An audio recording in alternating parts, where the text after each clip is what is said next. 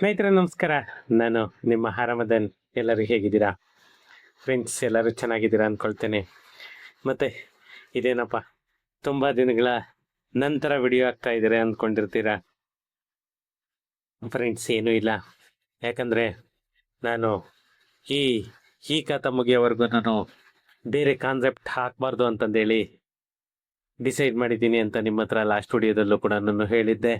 ಆದರೆ ಬೇರೆ ವಿಡಿಯೋಸು ಮಾಡಲಿಕ್ಕೆ ಆಗ್ತಾ ಇಲ್ಲ. ಈ ಕಡೆ ಈ ಸ್ವತ್ತು ಅಪ್ಡೇಟ್ ಕೂಡ ನಾನು ಕೊಡಲಿಕ್ಕೆ ಆಗ್ತಾ ಇಲ್ಲ. ಸುಮಾರು ಒಂದು ವಾರದಿಂದ ಯಾವುದೇ ಅಪ್ಡೇಟನ್ನು ಕೊಟ್ಟಿಲ್ಲ. ಅದರಿಂದ ಈ ವಿಡಿಯೋನ ಮಾಡ್ತಾ ಇದ್ದೇನೆ ಫ್ರೆಂಡ್ಸ್. ನನ್ನ ಒಂದು ಸ್ಮಾಲ್ ರಿಕ್ವೆಸ್ಟ್ ಅಂತ ಅಂದರೆ, ಇನ್ನೂ ನನ್ನ ಚಾನಲನ್ನು ಯಾರೆಲ್ಲ ಸಬ್ಸ್ಕ್ರೈಬ್ ಮಾಡ್ಕೊಂಡಿಲ್ಲ, ಪ್ಲೀಸ್ ಸಬ್ಸ್ಕ್ರೈಬ್ ಮಾಡ್ಕೊಳ್ಳಿ. ಹಾಗೆಯೇ ನನ್ನ ವಿಡಿಯೋಸನ್ನು ಶೇರ್ ಮಾಡೋ ಮುಖಾಂತರ ನನಗೆ ಸಪೋರ್ಟ್ ಮಾಡಿ ಅಂತ ಹೇಳ್ತಾ, ಟೈಮ್ ವೇಸ್ಟ್ ಮಾಡೋದು ಬೇಡ, ನಾವು ವಿಡಿಯೋಗೆ ಎಂಟರ್ ಆಗೋಣ. ಏನಂದರೆ, ನಮ್ಮ ಕರ್ನಾಟಕ ಸರ್ಕಾರ ಏನು ಈ ಸ್ವತ್ತು ಅನ್ನೋ ಒಂದು ಕಾನ್ಸೆಪ್ಟನ್ನು ತಂದಿರೋದು ನಿಮಗೆಲ್ಲ ಗೊತ್ತಿದೆ. ಮತ್ತೆ ಅದರಂತೆ ನಿರಾಸೆ ಆಗಿರೋದು ಕೂಡ ಎಲ್ಲರಿಗೂ ಗೊತ್ತಿದೆ.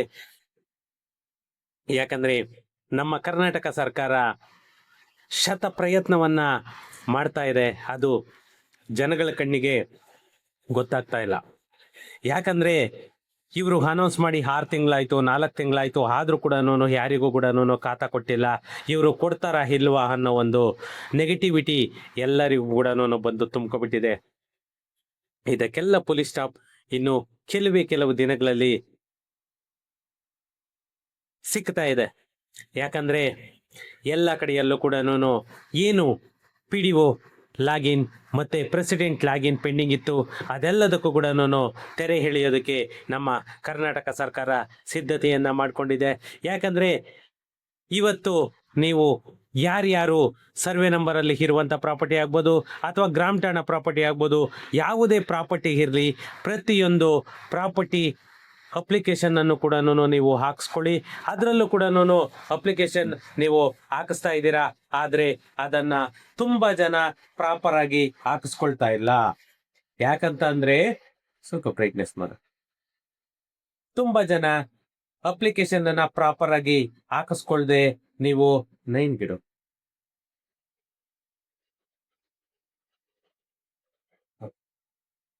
ಅಪ್ಲಿಕೇಶನ್ ಅನ್ನ ಪ್ರಾಪರ್ ಆಗಿ ಹಾಕಿಸ್ಕೊಳ್ತಾ ಇಲ್ಲ. ನೀವೇನಾದ್ರೂ ಅಪ್ಲಿಕೇಶನ್ ಅನ್ನ ಪ್ರಾಪರ್ ಆಗಿ ಹಾಕಿಸ್ಕೊಂಡಿಲ್ಲ ಅಂತಂದ್ರೆ ಖಂಡಿತ ನಿಮ್ಮ ಅಪ್ಲಿಕೇಶನ್ ರಿಜೆಕ್ಟ್ ಆಗೋದಂತೂ ಖಂಡಿತ ಯಾವುದೇ ಸಂಶಯ ಇಲ್ಲ. ಯಾಕಂತಂದ್ರೆ ನೀವು ಅಪ್ಲಿಕೇಶನ್ ಹಾಕ್ಬೇಕಾದ್ರೆ ಪ್ರತಿಯೊಂದು ಡಾಕ್ಯುಮೆಂಟ್ ಅನ್ನು ಕೂಡ ಸಬ್ಮಿಟ್ ಮಾಡಿರಬೇಕು.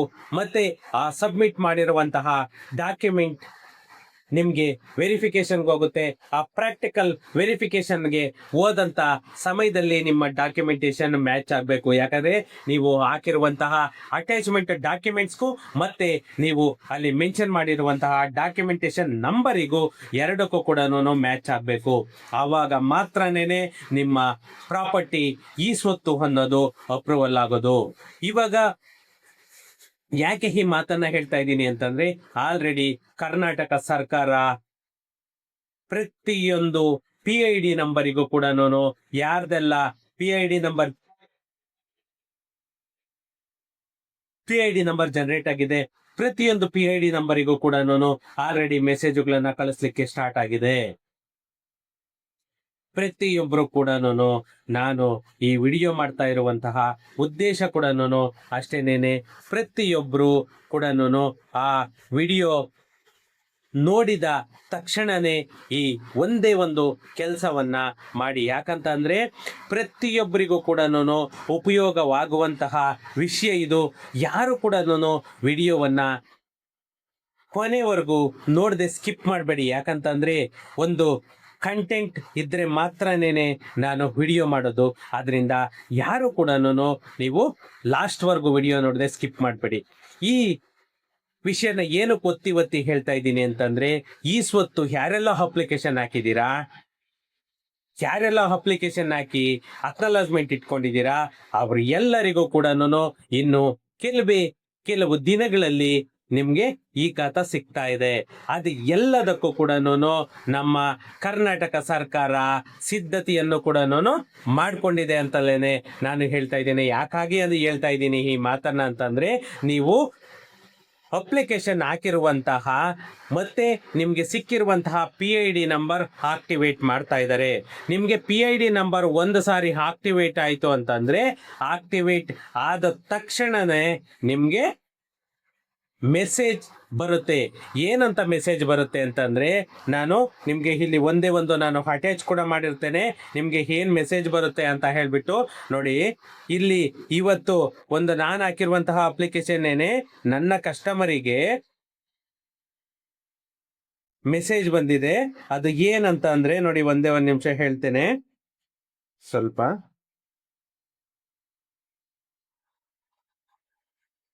ಫ್ರೆಂಡ್ಸ್ ನೋಡಿ, ಇದನ್ನ ಆಕ್ಚುಲಿ ಎಲ್ಲರೂ ಕೂಡ ನೋಟ್ ಮಾಡ್ಕೊಳ್ಳಿ ಏನೆಲ್ಲ ಮೆಸೇಜ್ ಬರುತ್ತೆ ಅಂತ ಹೇಳ್ಬಿಟ್ಟು. ನಿಮ್ಗೆ ಯುವರ್ ಈ ಸ್ವತ್ತು application has been approved by the GP gram panchayat for PID number. ನಿಮ್ದೇನು PID ನಂಬರ್ ಜನರೇಟ್ ಆಗಿರುತ್ತೆ, ಫಾರ್ ಎಕ್ಸಾಂಪಲ್ 150 ಇಂದ ಸ್ಟಾರ್ಟ್ ಆಗುತ್ತಲ್ಲ, ಅದು 18 ಡಿಜಿಟ್ ನಂಬರ್ ಏನು ಇರುತ್ತೆ ಅದು ಆಕ್ಟಿವೇಟ್ ಆಗುತ್ತೆ.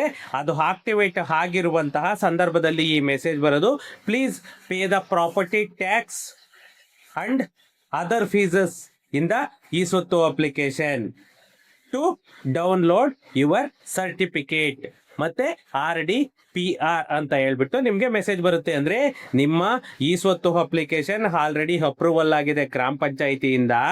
ಯಾವುದು ನೀವೇನು ಹಾಕಿರ್ತೀರಾ ಆ PID ನಂಬರು, ಈ PID ನಂಬರ್ ಮೇಲೆ ನೀವೇನು ಈ ಸ್ವತ್ತನ್ನ ನೀವು ಅಪ್ಲೈ ಮಾಡಿದ್ದೀರಾ ಅದು ಅಪ್ರೂವಲ್ ಆಗುತ್ತೆ. ಅಪ್ರೂವಲ್ ಆಗಿದೆ. ನಿಮ್ಮದು ಏನೇನು ಪ್ರಾಪರ್ಟಿ ಟ್ಯಾಕ್ಸು ಮತ್ತು ಅದರ್ ಫೀಸಸ್ ಇದೆ ಅದನ್ನು ಪೇ ಮಾಡಿಬಿಟ್ಟು ನೀವು ಈ ಖಾತಾವನ್ನು ಡೌನ್ಲೋಡ್ ಮಾಡ್ಕೊಳ್ಬೋದು ಅಂತ ಹೇಳ್ಬಿಟ್ಟು ಮೆಸೇಜ್ಗಳನ್ನು ಕಳಿಸ್ತಾರೆ. ಆದ್ದರಿಂದ ಪ್ರತಿಯೊಬ್ಬರು ಕೂಡ ಯಾರೆಲ್ಲ ಅಪ್ಲಿಕೇಶನ್ ಹಾಕಿದ್ದೀರಾ ಅವರೆಲ್ಲರೂ ಕೂಡ ನಿಮ್ಮ SMS ಟೆಕ್ಸ್ಟ್ ಮೆಸೇಜಸ್ ಏನು ಬರುತ್ತೆ ಆ ಟೆಕ್ಸ್ಟ್ ಮೆಸೇಜಸ್ ಇನ್ಬಾಕ್ಸಲ್ಲಿ ಇರುವಂತಹ ಹಳೆ ಮೆಸೇಜುಗಳನ್ನೆಲ್ಲನೂ ಡಿಲೀಟ್ ಮಾಡಿ ಇಟ್ಕೊಳ್ಳಿ. ಯಾಕಂತಂದರೆ ನಿಮ್ಗೇನಾದರೂ ಇನ್ಬಾಕ್ಸ್ ಫಿಲ್ ಆಗಿತ್ತು ಅಂತಂದರೆ ನಿಮಗೆ ಮೆಸೇಜ್ ಬರಲ್ಲ. ಆಮೇಲೆ ನೀವು ಅಯ್ಯೋ ನಾನು ಅಪ್ಲೈ ಮಾಡಿದ್ದೆ ನನಗೆ ಬರಲಿಲ್ಲ, ಅಯ್ಯೋ ನಾನು ಅಪ್ಲೈ ಮಾಡಿದ್ದೆ ನನಗೆ ಬರಲಿಲ್ಲ ಅಂತ ಹೇಳ್ಬಿಟ್ಟು ನೀವು ಪಶ್ಚಾತ್ತಾಪ ಪಡಬೇಕಾಗುತ್ತೆ. ಆದ್ದರಿಂದ ಯಾರೆಲ್ಲ ಅಪ್ಲಿಕೇಶನ್ ಹಾಕಿದ್ದೀರಾ ಅವರು ಪ್ರತಿಯೊಬ್ಬರು ಕೂಡ ನಿಮ್ಮ ಮೊಬೈಲ್ ಟೆಕ್ಸ್ಟ್ ಮೆಸೇಜಸ್ ಇನ್ಬಾಕ್ಸನ್ನು ನೀವು ಆಲ್ಮೋಸ್ಟ್ ಎಂಟಿಯಾಗಿ ಇಟ್ಕೊಳ್ಳಿ. ಯಾಕಂದರೆ ಕರ್ನಾಟಕ ಸರ್ಕಾರ ಪ್ರತಿಯೊಂದು ಪಂಚಾಯಿತಿಯಲ್ಲೂ ಕೂಡ ಈ ಪ್ರಾವಿಷನನ್ನು ಆಲ್ರೆಡಿ ಸ್ಟಾರ್ಟ್ ಮಾಡಿದ್ದಾರೆ. ಮೊದಲಿಗೆ ಯಾರ್ದೆಲ್ಲ ಪ್ರಾಪರ್ಟಿ ಟ್ಯಾಕ್ಸ್ ಆಗಿತ್ತು ಅವರಿಗೆ ಹೋಗುತ್ತೆ. ಆಮೇಲೆ ಇವಾಗೆಲ್ಲ ಹೊಸದಾಗಿ ಯಾರೆಲ್ಲನೂ ಖಾತಾಗ ಅಪ್ಲೈ ಮಾಡಿದ್ದೀರಾ ಆ PID ನಂಬರ್ ಮೇಲೆ ನಿಮಗೆ ಮೆಸೇಜನ್ನು ಫಾರ್ವರ್ಡ್ ಮಾಡ್ತಾರೆ. ನಾನು ಹೇಳಿದ್ದು ಆಲ್ಮೋಸ್ಟ್ ಅಂಡರ್ಸ್ಟ್ಯಾಂಡ್ ಆಗಿದೆ ಅಂದ್ಕೊಳ್ತೇನೆ. ಯಾಕಾಗಿ ಈ ಮಾತನ್ನು ಹೇಳ್ತಾ ಇದ್ದೀನಿ ಅಂದರೆ, ಒಂದು ಸಾರಿ ಮೆಸೇಜ್ ಬಂತು ಅಂತಂದರೆ ತಿರುಗಿ ಏನಾದರೂ ನೀವು ಅಲ್ಲಿ ಮೆಸೇಜ್ ರಿಸೀವ್ ಮಾಡಿಲ್ಲ ಅಂತಂದರೆ ಖಂಡಿತ ನಿಮಗೆ ಗೊತ್ತಾಗಲ್ಲ. ಅವಾಗ ಏನು ಮಾಡಲಿಕ್ಕಾಗುತ್ತೆ, ನೀವು ಇನ್ನೂ ನಮ್ಮ ಖಾತಾ ಅಪ್ರೂವಲ್ ಆಗಿಲ್ಲ ಅಂತಂದೇಳಿ ನೀವು ಕಾಯ್ತಾನೆ ಇರಬೇಕಾಗುತ್ತೆ. ಆದ್ದರಿಂದ ಪ್ರತಿಯೊಬ್ಬರು ಕೂಡ ನಿಮ್ಮ ಮೊಬೈಲ್ ಇನ್ಬಾಕ್ಸನ್ನು ಎಂಟಿಯಾಗಿ ಇಟ್ಕೊಳ್ಳಿ. ಮೊಬೈಲ್ ಇನ್ಬಾಕ್ಸನ್ನು ಎಂಟಿಯಾಗಿ ಇಟ್ಕೊಳ್ಳಿ. ಆವಾಗ ನೀವು ಮೆಸೇಜನ್ನು ರಿಸೀವ್ ಮಾಡ್ತೀರಾ.